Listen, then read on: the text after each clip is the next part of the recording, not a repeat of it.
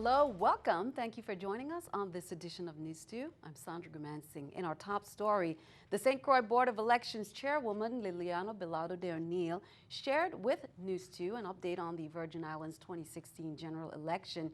Chairwoman Belardo de O'Neill commented on the status of absentee and mail-in ballots as well as the reactions from the new electioneering laws. Richard Dorsey files this report. Early voting ballot has been counted. All the ballots have been counted except they walked in, the mail-in and the provisional ballots.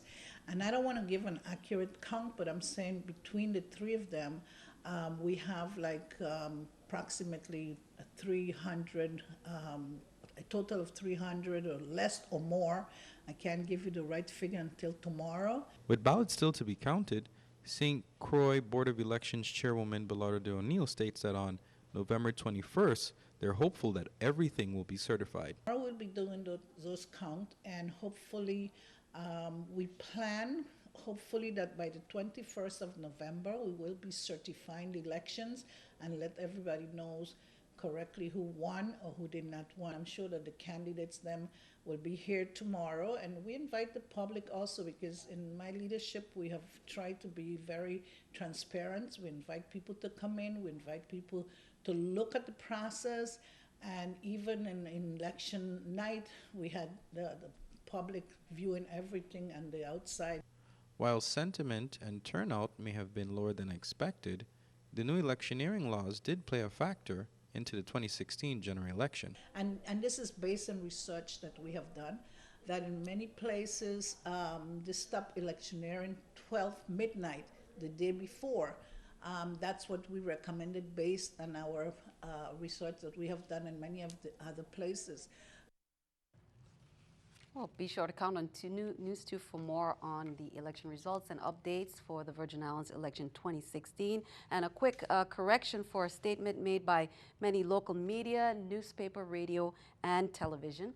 Candidate Janelle Saru said after an interview with the Virgin Islands Daily News, it was reported that she conceded. She said, "I never conceded to anyone, ever. I answered the questions asked. I gave my opinion on the electoral process in the territory and said we have some hopes and we haven't given up. That in no way meant I conceded." Be sure to count on 2 as the count continues. We'll have the latest. On Tuesday, the Senate Committee on Finance discussed the collection of customs duty fees that could possibly remain in the territory. Senator Nellie Rivera O'Reilly comments on Bill number 31-0398 and how it affects the U.S. Virgin Islands. Here's more. Aimed at providing a reprieve for business owners. Currently, business owners have to pay 4 to 6% for items that are imported. We hope that if we're able to amend it to reduce it to 0, that we then will be able to see a reduced cost of doing business and a savings to consumers as well. Well, currently, federal government collects about $12 million a year, and the territory sees maybe $1 million. We are scheduled to receive 0 for 2016. In other news, the Committee on Finance, chaired by Senator Clifford Graham, met Wednesday at the Otley Legislative Hall, where they held a measure regarding the retirement benefit program for members of judiciary and for other related purposes. Bill number 31-0244, sponsored by Senator Kenneth Gittens, repeals a section of the code and reintroduces an amended version that clarifies ambiguities relative to annuities, vesting periods, and removes GERS's authority over deferred compensation. Legislators moved to hold the measure. It was so ordered without objection. Members of the judiciary spoken in favor of the measure and provided some recommendations for areas in the proposed amendments to tighten the language, removing any residual ambiguity. WAPA's Executive Director, CEO Julio Reimer Sr. testified before the Senate Committee on Tuesday on Bills 31-0432 and 31-0435. Senators voted to hold the bills until the call of the chair.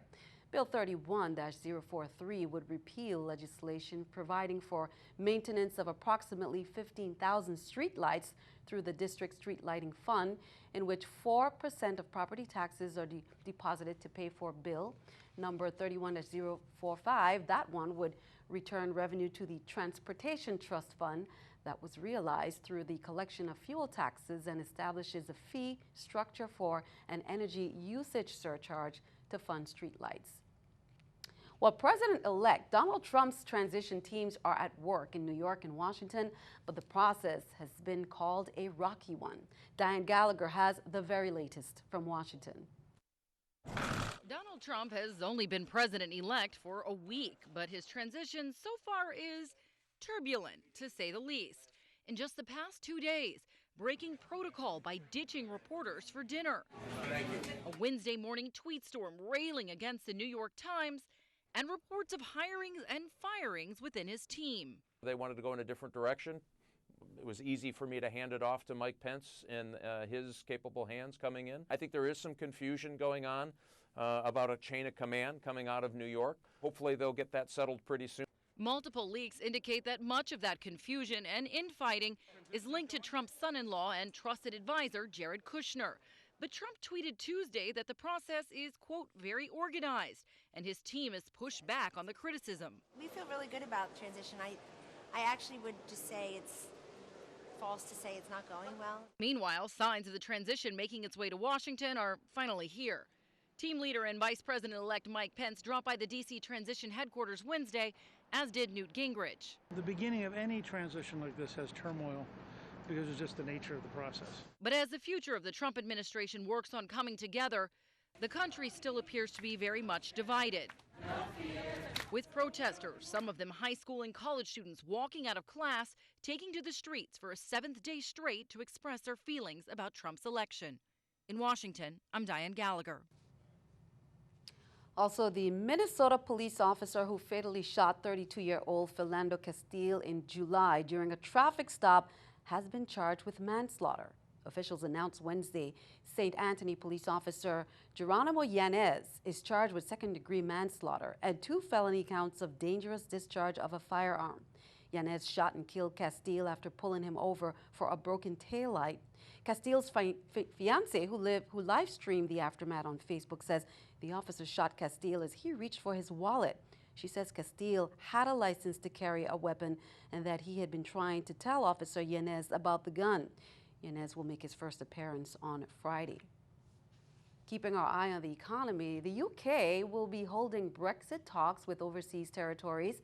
It will be held with political leaders in the BVI, our neighbors, and other overseas territories early in 2017 before Article 50 of the Lisbon Treaty takes effect. This article would start the process of Britain exiting the European Union. BVI's Premier and Finance Minister Dr. Orlando Smith welcomed plans to hold those talks.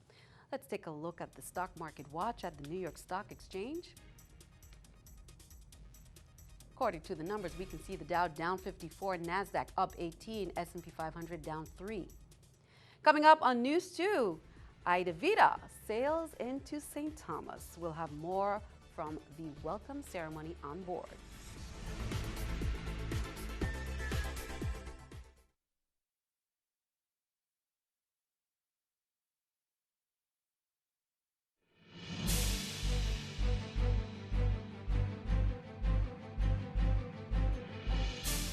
Welcome back. Declaring that the government is not entitled to impair its contracts at will, the U.S. Court of Appeals for the Third Circuit ruled this week that a Virgin Islands law slashing public employees' pay was unconstitutional. A 3-judge panel of the Philadelphia-based Court of Appeals held that the Virgin Islands Economic Stability Act passed in 2011 violated the U.S. Constitution's contract clause because it was intended to override the terms of valid collective bargaining agreements between the Virgin Islands government and the St. Croix Federation of Teachers, as well as other unions, including the United Steelworkers. This ruling makes it clear that the government cannot just break our contracts, and that statement came from Rosa Sota Thomas, the president of the St. Croix Federation of Teachers, which is an affiliate of the American Federation of Teachers. She says the court's decision should serve as a deterrent to any future attempts by the Virgin Islands legislature or governor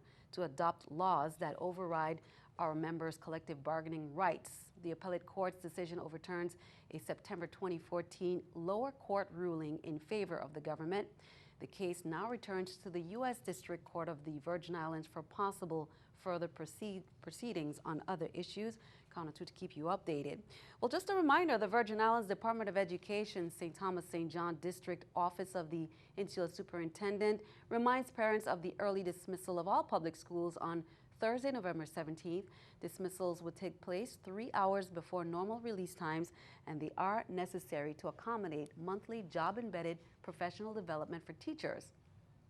They say lunch will be served before students are released, and buses will be dispatched to schools to transport students to their normal drop-off locations. School will resume at normal times on Friday, November 18th.